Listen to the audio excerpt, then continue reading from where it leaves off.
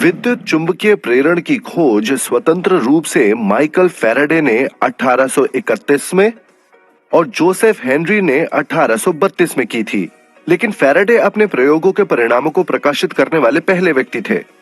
1834 में जर्मन भौतिक विज्ञानी हेनरिक फ्रेडरिक लेंज 1804 से 1865 ने एक नियम दिया जिसे लेंज के नियम के रूप में जानते हैं, जो स्पष्ट और संक्षिप्त रूप में प्रेरित विद्युत वाहक बल की ध्रुवता को बताता है। आइए इस सत्र में लेंज के कार्यों के बारे में जानें। इससे पहले कि हम लेंज के नियम की व्याख्या करना शुरू करें, आइए हम एक सरल क्रियाकलाप करें। तांबे की एक नली लें जो चालकीय हो लेकिन अचुंबकीय भी है। नली के अंदर से इस्पात का एक टुकड़ा नीचे गिराएं। यह गुरुत्वाकर्षण खिंचाव के तहत तेजी से गिरेगा। अब उसी तांबे की नली से एक चुंबक गिराएं। आप देखेंगे कि चुंबक बहुत धीरे धीरे गिर रहा है। ऐसा क्यों? इस घटना को लेंज के नियम द्वारा समझाया जा सकता है। जब किसी छड़ चुंबक का उत्तरी ध्रुव किसी कुंडली की ओर बढ़ता है तो चुंबकीय क्षेत्र रेखाएं और अतः कुंडली से संबद्ध चुंबकीय फ्लक्स में परिवर्तन होता है। ये एक विद्युत वाहक बल को प्रेरित करता है, फैराडे के विद्युत चुंबकीय प्रेरण के नियम के अनुसार।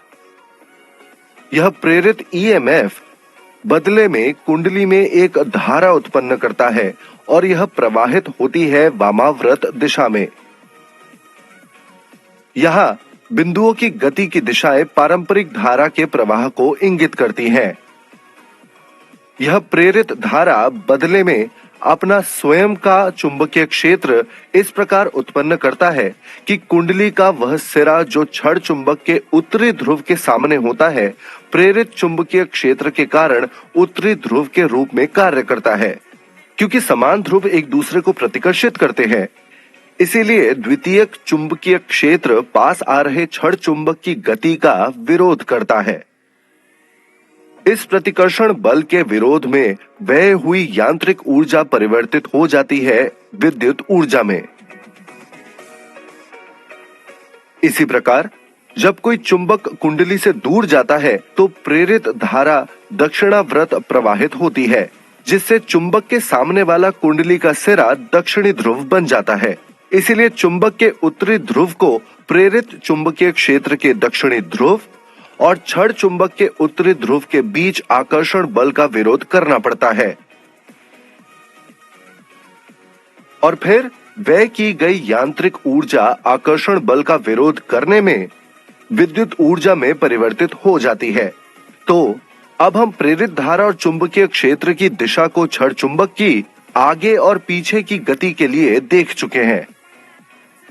इससे हम देख सकते हैं कि एक प्रेरित विद्युत वाहक बल धारा उत्पन्न करता है ऐसी दिशा में कि प्रेरित द्वितीयक चुंबकीय क्षेत्र विरोध करता है विद्युत धारा को प्रेरित करने वाले चुंबकीय क्षेत्र का।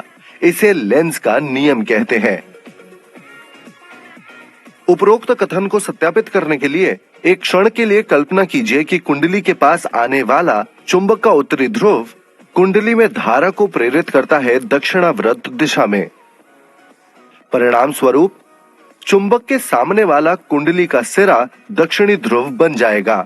फिर विपरीत ध्रुवों के बीच निहित आकर्षण के कारण चुंबक स्वचालित रूप से कुंडली की ओर खिंचा चला जाता है, बिना किसी यांत्रिक ऊर्जा व्यय के। इसका अर्थ है कि विद्युत ऊर्जा को उत्पन्न किया जा सकता है बिना किसी यांत्रिक कार्य के।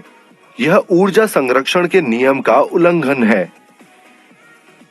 वास्तव में ऊर्जा संरक्षण के नियम का पालन करने के लिए प्रेरित धारा का इस तरह प्रवाहित होना अनिवार्य है कि प्रेरित धारा द्वारा उत्पन्न चुंबकीय प्रभाव विरोध करता हो बाहरी चुंबकीय क्षेत्र का। इस स्थिति में चुंबक की गति कुंडली के सापेक्ष विद्युत वाहक बल को एक ऐसी दिशा में प्रेरित करता है ताकि चुंबक के कुंडली के पास आने या कुंडली से दूर जाने का विरोध हो। अब चलिए हम उस उदाहरण को फिर से देखते हैं जिसे हमने शुरुआत में लिया था। इस स्थिति में चुंबक बहुत धीरे धीरे गिरता है क्योंकि तांबे की नली एक परिवर्ती चुंबकीय क्षेत्र प्राप्त कर लेती है गिरते हुए चुंबक से। यह परिवर्ती चुंबकीय क्षेत्र धारा प्रेरित करता है तांबे की नली में। तांबे की नली में प्रेरित धारा बदले में अपना स्वयं का चुंबकीय क्षेत्र उत्पन्न करती है, जो इसके अंदर गिरने वाले चुंबक के चुंबकीय क्षेत्र का विरोध करती है। इसीलिए चुंबक बहुत धीरे धीरे गिरता है तांबे की नली से। सारांश: प्रेरित विद्युत वाहक बल एक ऐसी दिशा में विद्युत धारा को उत्पन्न करता है कि प्रेरित द्वितीयक चुंबकीय क्षेत्र विद्युत धारा को प्रेरित करने वाले चुंबकीय क्षेत्र का विरोध करता हो। इसे कहा जाता है लेंज का नियम। ऊर्जा संरक्षण के नियम का पालन करने के लिए प्रेरित धारा को उस दिशा में प्रवाहित होना चाहिए ताकि प्रेरित धारा द्वारा उत्पन्न चुंबकीय प्रभाव बाहरी चुंबकीय क्षेत्र का विरोध करता हो। क्लैंप मापी एक उपकरण है जिसका उपयोग धारावाही तार में प्रत्यावर्ती धारा के वर्ग माध्य मूल मान को मापने के लिए किया जाता है। यह उपकरण लेंज के नियम पर आधारित होता है। लेंज के नियम के ऐसे और अनुप्रयोगों को जानने